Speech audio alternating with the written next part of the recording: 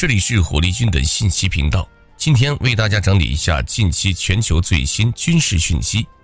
波兰宣布将向乌克兰提供100辆 T72 主战坦克，美军新版末日飞机揭开面纱，可在更多地方执行任务。在俄乌战争打得如火如荼之际，土耳其趁机动武，出兵攻入伊拉克，精彩节目即将开始。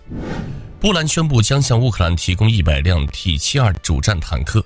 根据美国媒体报道，继捷克与德国相继援助重型装备后，波兰也宣布将向乌克兰提供大批重型装备，如100辆 T72 主战坦克，其中包括 T72M1、T72M1R 坦克。除此之外，波兰还向乌克兰提供 BWP-1 步兵战车，这是苏联 BMP-1 步兵战车的波兰版本。T72M1 坦克是苏联制造的 T72A 坦克的升级版和出口改型，具有微小的变化，包括把坦克车体倾斜装甲板增加了16毫米厚，以及在炮塔中使用颗粒填充剂填充的复合装甲。T72M1 坦克的武器装备与 T72A 相似，包括一门125毫米 2A46 滑膛炮，该火炮能发射3种主要弹药，即最大射程2100米的尾翼稳定脱壳穿甲弹，最大射程4000米的尾翼稳定空心装药破甲弹，以及最大射程为9400米的空中高爆弹。辅助武器包括一门7.62毫米 PKT 同轴机枪，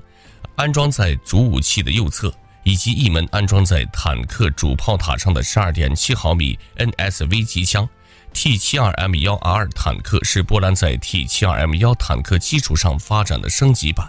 其中包括 W466 发动机进行现代化改造，其输出功率为574千瓦，并配有数字启动系统。此外，还安装了带有缓冲电池的新电源系统，以及用于驾驶员和指挥官的无源光电设备，同时为炮手配备了第3代 KLW1 红外热成像仪。改造还包括安装基于完整电池管理系统解决方案的数字对讲机和外部通信套件。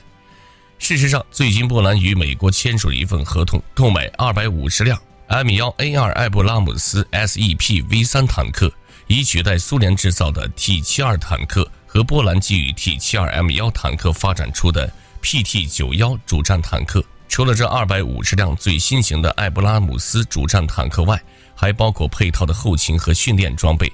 该笔军购总价值达到 47.4 亿美元。波兰国防部丝毫不隐瞒购买这些美制坦克的目的，称这是强化波兰陆军的一部分，用以威慑潜在的侵略者。此次波兰向乌克兰援助的这批 T72 坦克正好是将要淘汰的。美军新版末日飞机揭开面纱，可在更多地方执行任务。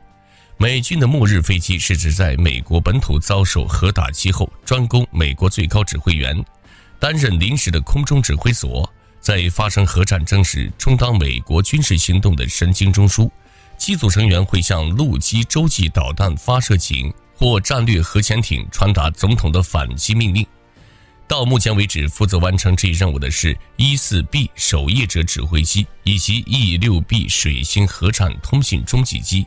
前者由波音 747-200B 客机改装而成，后者由波音707客机改装而成。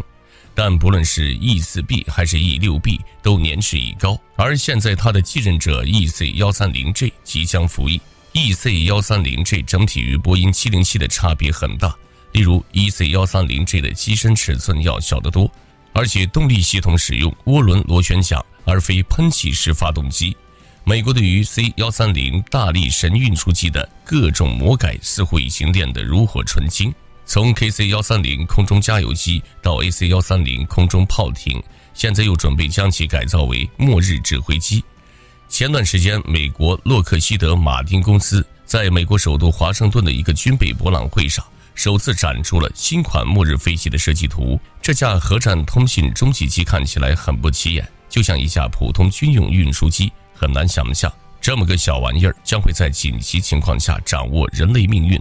但 EC130J 的核心部件实际隐藏在机身内部，先进的航空电子设备和一条可在飞行途中展开的8公里长的甚低频通信天线。通过这条通信天线，可向在全球海洋中航行的美海军战略核潜艇进行无线电广播，并下达发射核弹的命令。为保持与核潜艇的无线电通信清晰稳定，飞机需要尽可能保持天线处于垂直状态。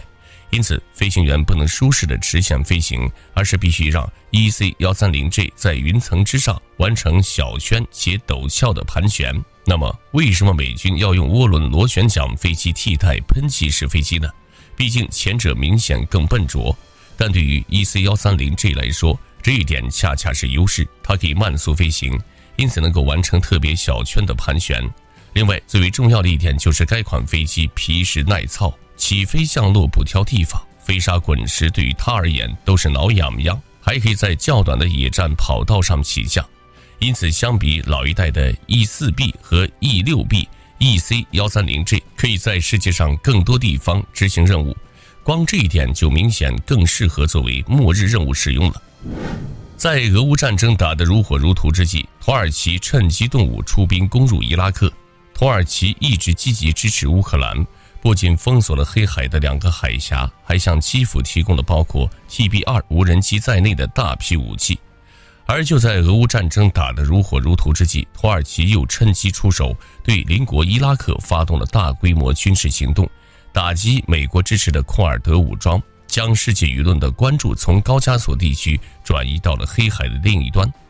土耳其作为一个横跨亚欧大陆的国家，虽然陆地面积不小，但在北约列强中却一直颇遭孤立。而土耳其此次针对库尔德人武装的打击预谋已久。根据美国媒体最新报道，土耳其国防部正式出动大批精锐部队，发动了针对库尔德武装人员的打击行动。而这次行动跨越了土耳其和伊拉克两国，不同于此前只出动空中力量，此次土耳其还出动地面部队进入伊拉克作战。目前伊拉克还未回应这次事件，而如果这次的军事行动没有获得伊拉克的允许，就显然是对伊拉克的入侵。不过以伊拉克目前的状况和军事实力，只能对土耳其的入侵睁一只眼闭一只眼。而土耳其此次出兵伊拉克，仍然还采用了打击库尔德武装的理由。目前伊拉克有700多万库尔德人，近1000万库尔德人生活在叙利亚和伊朗，而土耳其境内则有超过1400万的库尔德人。